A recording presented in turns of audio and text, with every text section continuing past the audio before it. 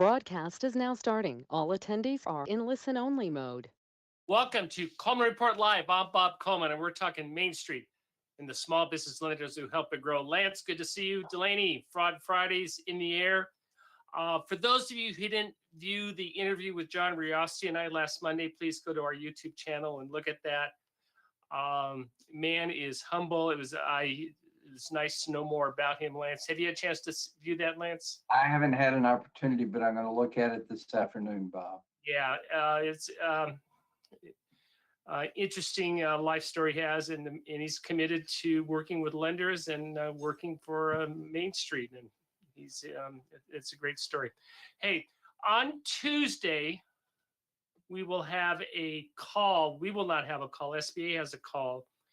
This is their verbiage. It will be a long call. We're assuming 2 hours. They're going to talk about the new SOPs, the 5010. What do they mean by including technical updates? Are they updating it already, Lance? Is that what that is?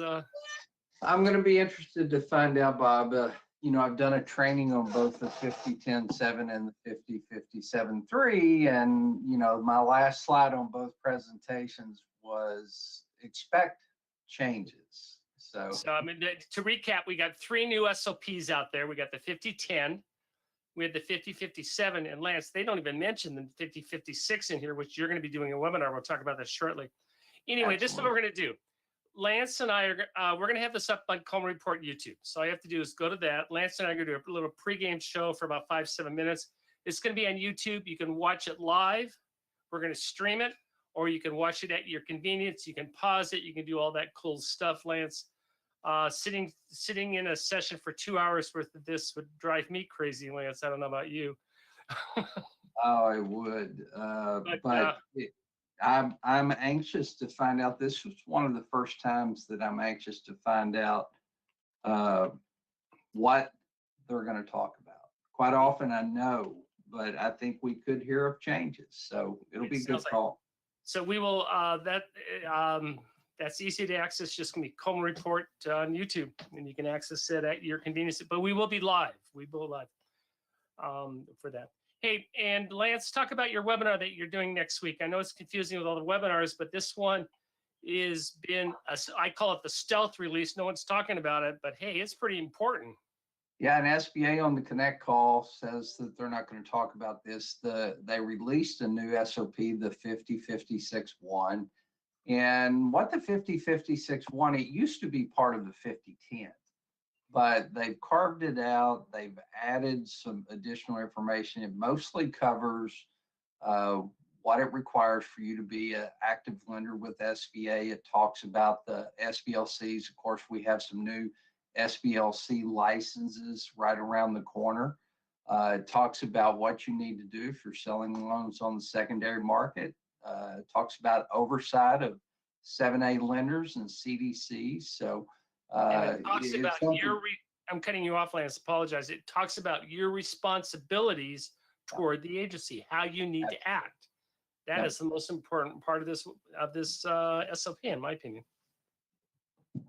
It absolutely is. So anybody who's a participant lender, who's either currently one, thinking about becoming one, thinking about becoming an SBLC, it'd be a great program to participate in, because we'll cover all the requirements that SBA has for you as a participant lender. So we'll be doing that.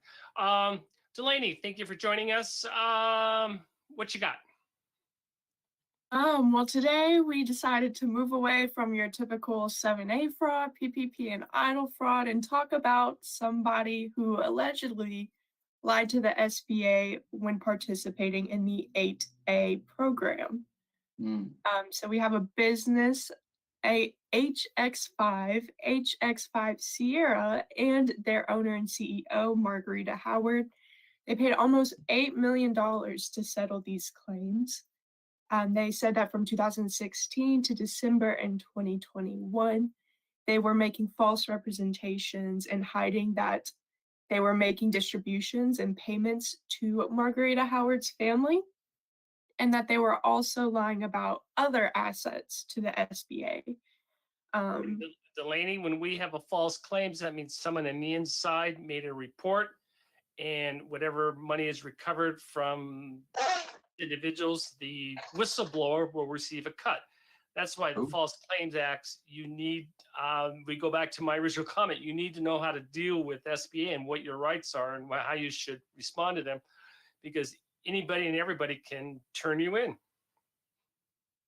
That is true.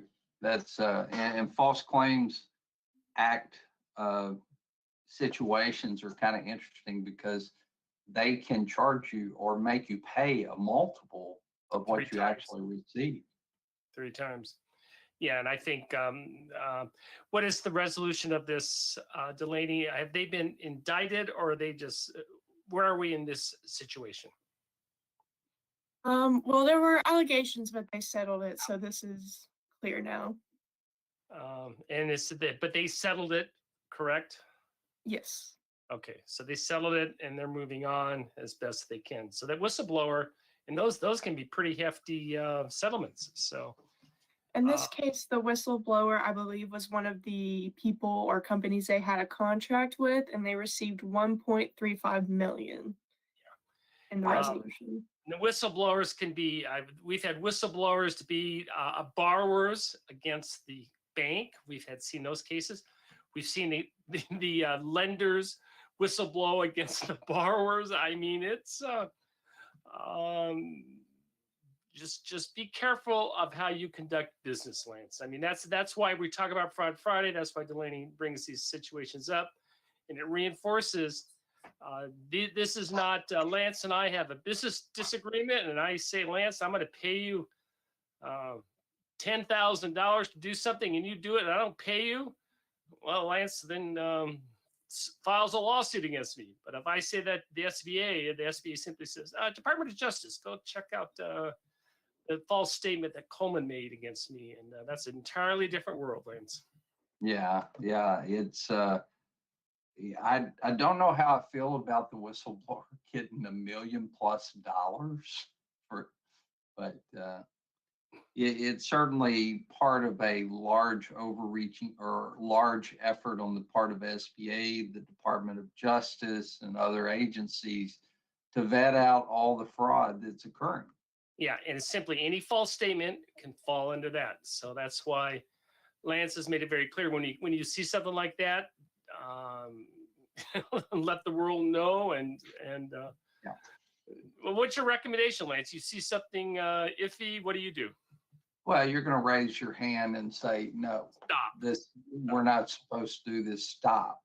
But you can be guilty by being compliant with a fraudulent activity. So Yeah.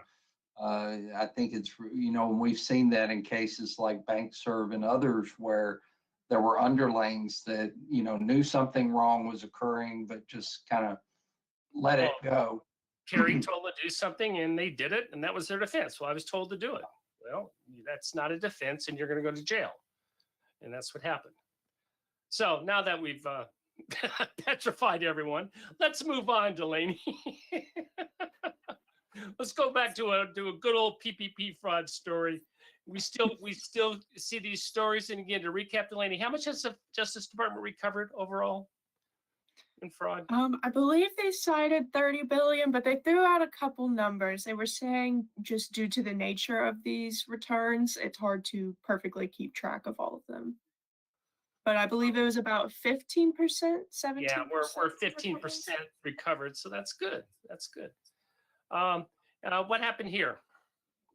Yes, this one was certainly not a small case. $53 million in loan proceeds. And 14 people.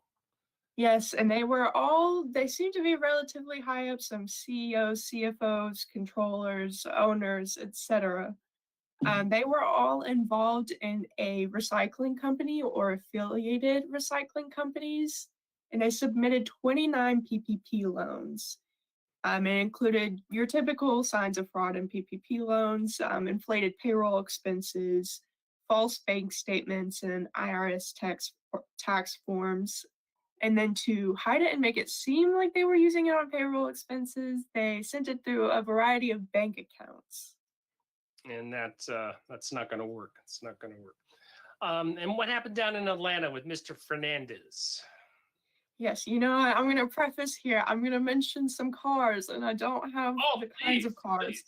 please. Yeah, I'm sorry to disappoint, but Mr. Jose Fernandez was trying to seek $5 million in PPP along with some other fraudulent activities. So he tried to obtain 1.6 million in fraudulent PPP frauds or fraudulent proceeds. He received $1.6 million. And once again, pretty typical signs of fraud, lying about the number of employees, expenses, revenue, etc. And he purchased a home, it seems like multiple cars, and some other personal items.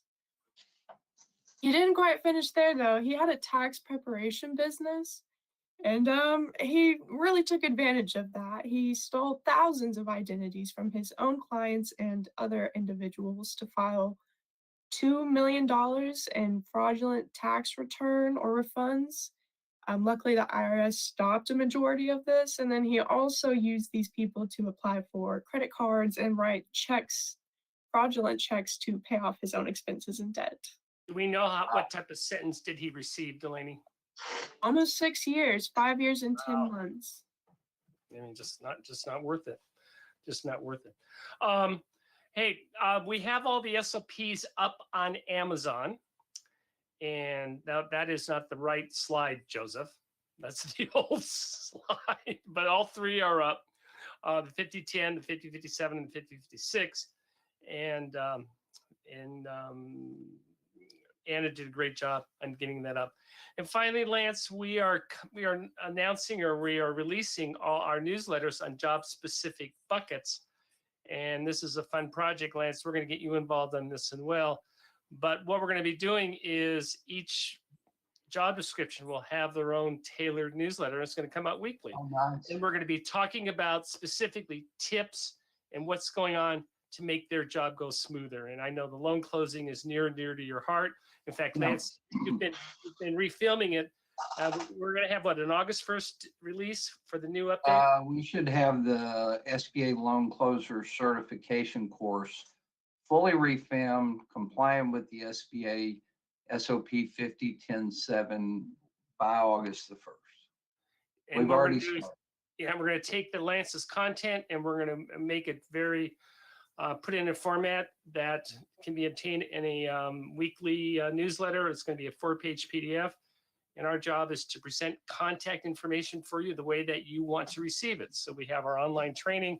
We're going to have our newsletters, and that's what we're doing. So that's a fun project. And Lance, I know you're going to be very important with that. And with that, this is a short session. Thank you all for joining us today for Coleman Report Live and for supporting America's Main Street, one entrepreneur at a time. Have a great weekend.